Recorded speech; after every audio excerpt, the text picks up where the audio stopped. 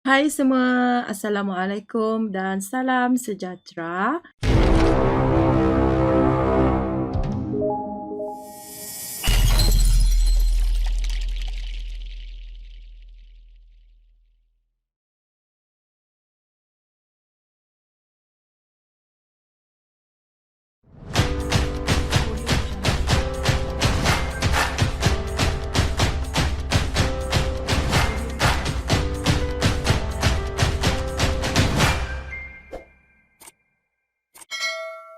Pada kali ini kita akan sambung semula subtopik Sains Komputer tingkatan 4 iaitu 2.2.1 kunci primer dan kunci asing. Sebelum itu, kita ulang kaji dahulu apakah itu set hubungan. Dalam set hubungan, suatu entiti boleh dikaitkan dengan suatu entiti yang lain. Entiti-entiti dalam set hubungan dihubungkan menggunakan kunci hubungan dalam jadual. Ini adalah contoh set hubungan. Entiti pelanggan membeli entiti barang. Pelanggan membeli barang. So, kita recall balik apa maksud hubungan tadi, set hubungan. Dalam set hubungan, suatu entiti boleh dikaitkan dengan suatu entiti yang lain. Jadi di sini, set hubungan, ini entiti, ianya boleh dikaitkan dengan entiti yang lain, iaitu barang di sini. Jadi, entiti pelanggan membeli barang. Untuk entiti pelanggan, ianya diwakili oleh jadual pelanggan. Jadi, pelanggan ini entiti pelanggan ini akan jadi nama jadual. So, jadual pelanggan. Atribut pada entiti pelanggan akan dijadikan jadual. Contoh atribut adik pelanggan, atribut nama, atribut alamat. Untuk entiti barang pula, barang ini akan dijadikan sebagai tajuk jadual. Jadi di sini ada jadual barang. Atribut untuk jadual barang pula akan masuk ke dalam jadual. Di sini kita bagi contoh ID barang, nama, jenis. Cikgu harap kamu boleh faham apakah maksud set hubungan, apakah contoh set hubungan. Selepas kamu buat set hubungan ini akan ditransformkan kepada bentuk jadual. So, di sini ada dua entiti, iaitu entiti pelanggan dan entiti barang.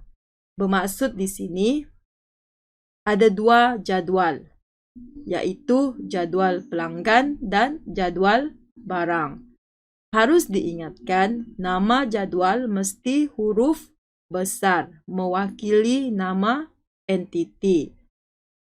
Untuk atribut pula yang berada di dalam jadual, jangan jarak sebab atribut kita letakkan tidak ada jarak. Setiap jadual, contoh jadual pelanggan, kita akan masukkan ID pelanggan. Contoh jadual barang ada ID barang. Jadi kalau dalam soalan tanya, apakah contoh atribut bagi entiti pelanggan? Pelajar boleh jawab yang pertama sekali adalah ID pelanggan. Contoh soalan kedua, apakah contoh atribut bagi jadual barang? Entiti barang. Jadi pelajar boleh jawab yang pertama sekali adalah ID barang. Selepas itu pelajar bolehlah cari atribut yang lain. Untuk menghubungkan kedua-dua jadual ini, maka kunci hubungan digunakan. Di sini kita ada dua jadual, tetapi jadual ini tidak berhubung. Untuk menghubungkan kedua-dua jadual ini, pelajar perlu menggunakan kunci hubungan. Apakah maksud kunci hubungan? Kunci hubungan ialah nama atribut khusus dalam jadual yang digunakan untuk mengekalkan integriti data hubungan. Terdapat dua kunci hubungan, iaitu kunci primer dan kunci asing. Apakah maksud kunci primer? Kunci primer ialah atribut dengan nilai yang unik untuk mewakili setiap baris rekod dalam sesebuah jadual. Ini adalah ciri-ciri kunci primer. Mempunyai nilai yang unik, iaitu hanya satu-satunya sahaja, tidak boleh dibiarkan kosong, iaitu null, tanpa mengisi data dalam barisnya. Tidak boleh mempunyai nilai yang sama secara berulang, nilai yang tetap dan tidak berubah. Kepentingan: memastikan setiap rekod lama yang tersimpan tidak bertindih dengan rekod baharu. Memberikan identiti yang unik bagi setiap rekod yang disimpan di dalam pangkalan data. Menjadikan data yang disimpan adalah utuh kerana setiap rekodnya mempunyai satu nilai yang unik sebagai pengenalan diri. Mengelakkan berlakunya pertindihan data daripada rekod yang sama berulang-ulang disimpan di dalam pangkalan data. Seterusnya, dapat menjimatkan ruang stor komputer.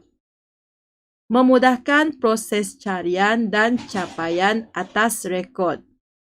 Rekod yang hendak dicari boleh dicapai dengan membuat carian menggunakan kunci primer. Okey, so soalan ini sangat popular dalam SPM. Selalunya soalan akan tanya, apakah maksud kunci primer? So, pelajar perlu hafal ini definisi. Kunci primer ialah atribut dengan nilai yang unik untuk mewakili setiap baris rekod dalam sesebuah jadual. Ciri-ciri kunci primer pun popular dalam soalan SPM. Kalau boleh, pelajar harus menghafal semua ciri-ciri yang terdapat dalam kunci primer. Untuk kepentingan pula, sekiranya terlampau panjang untuk pelajar hafal, pelajar boleh ingat dua sahaja. Yang pertama sini, memastikan setiap rekod lama yang tersimpan tidak bertindih dengan rekod baharu, memberikan identiti yang unik bagi setiap rekod yang disimpan di dalam pangkalan data.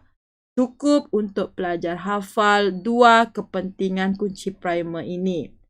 Yang lain ni, pelajar boleh fahamkan sahaja. Sekiranya ada soalan yang berkaitan dengan kepentingan kunci primer ini, jadi pelajar boleh senang nak jawab soalan. So, untuk kata kunci bagi kunci primer ini, pelajar perlulah hafal definisi, ciri-ciri dan kepentingan. Apakah maksud kunci asing?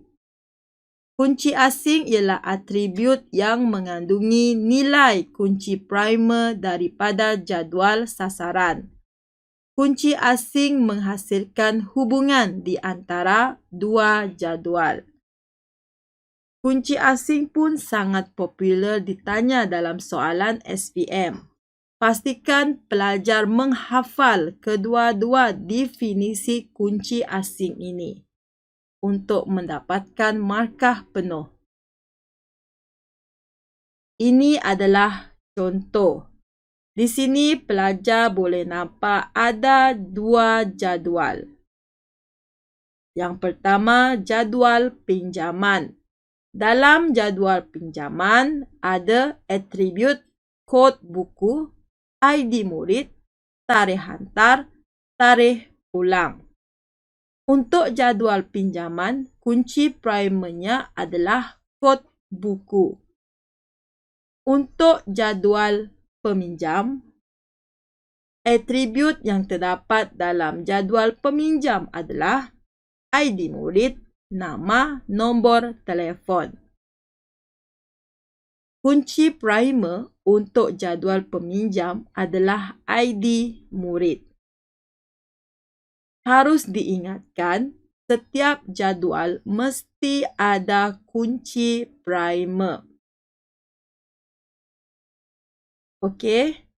So, selepas belajar membuat kunci primer pada setiap jadual, pelajar perlu mewujudkan kunci asing. Kunci asing ini tujuannya untuk menghubungkan dua jadual.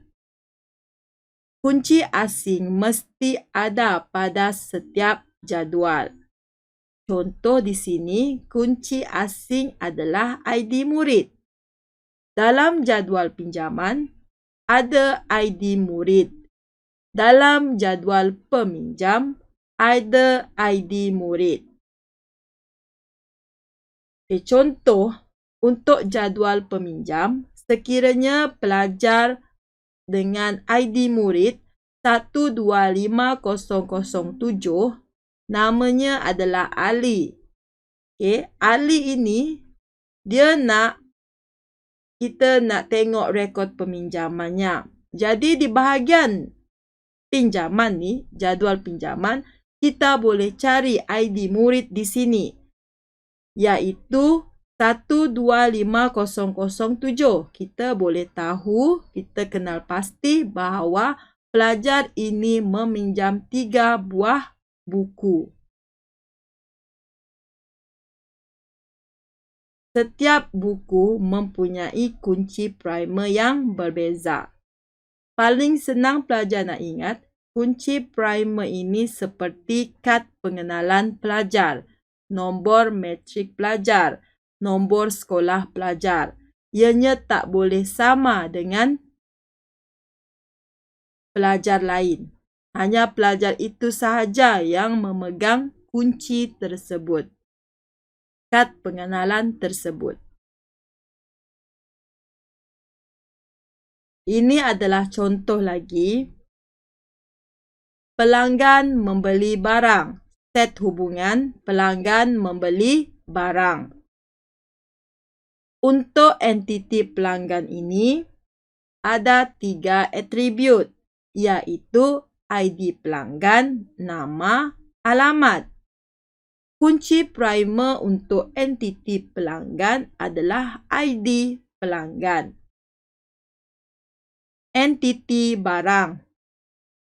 Entiti barang ini ada 3 atribut, iaitu ID barang, nama dan jenis.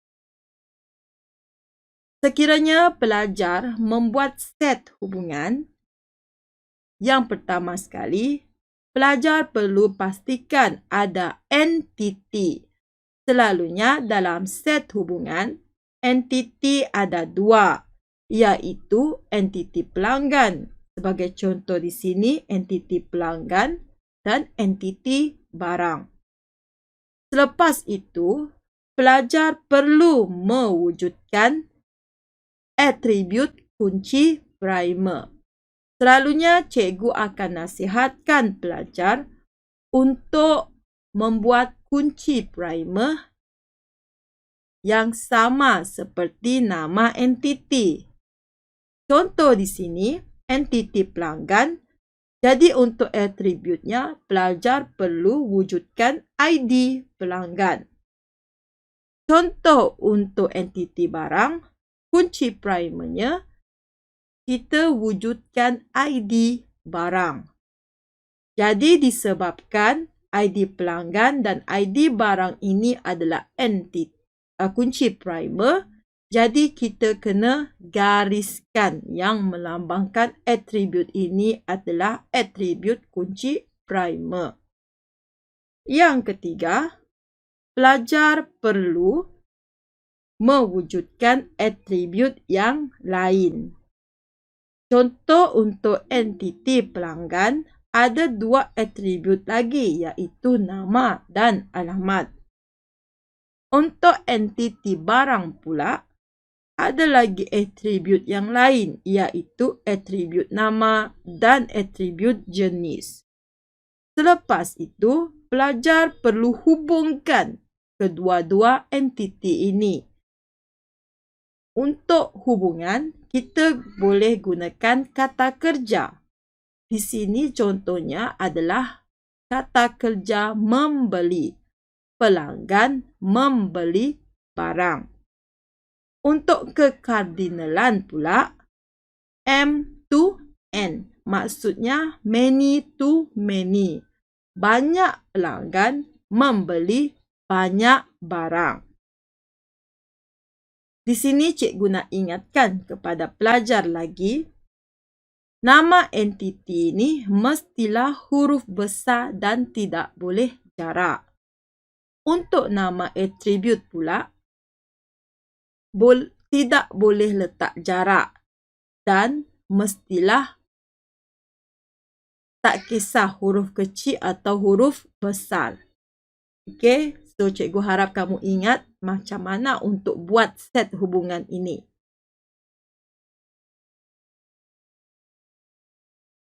Set hubungan ini kita akan transformkan, pindahkan kepada bentuk jadual. Okey, selepas kita buat set hubungan, kita akan pindahkan dia dalam bentuk jadual. Okay, contoh di sini ada entiti pelanggan. Entiti pelanggan ini akan jadi jadual pelanggan. Okay, di sini dalam jadual ditempatkan atribut. ID pelanggan kita letakkan KP, nama dan alamat. Selepas itu untuk entiti barang pula akan menjadi jadual barang. Atribut berada dalam jadual. ID barang, nama, jenis. Selepas itu, pelajar bolehlah memasukkan rekod. ID pelanggan 101, namanya Ahmad, alamat Likas. ID pelanggan 102, namanya Harith, alamat Tebobon. Maksudnya di sini, untuk ID pelanggan 101, cuma Ahmad sahaja yang memegang ID tersebut. Untuk ID pelanggan 102, cuma Harith sahaja yang memegang ID pelanggan tersebut. Untuk ID barang pula, 201, hanya almari jenis kayu sahaja yang memegang ID barang 201. Untuk ID barang 202, hanya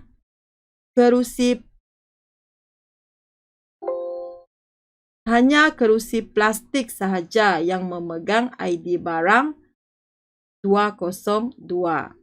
So, di sini kita dah wujudkan dua kunci primer. So, di sini kita dah wujudkan kunci asing, iaitu ID pelanggan. Okay, maksudnya, ID pelanggan 101 Ahmad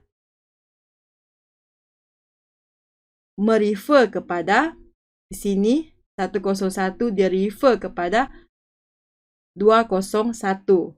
Dia membeli ID barang 201 iaitu almari jenis kayu. Untuk ID pelanggan 102, Di jadual barang kita boleh refer di sini 102.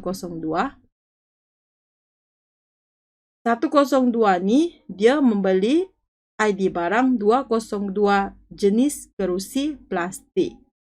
So, cikgu harap kamu boleh faham apa maksud kunci primer, kunci asing, set hubungan dan macam mana pelajar boleh transformkan set hubungan kepada bentuk jadual. Itu sahaja daripada cikgu. Selamat belajar.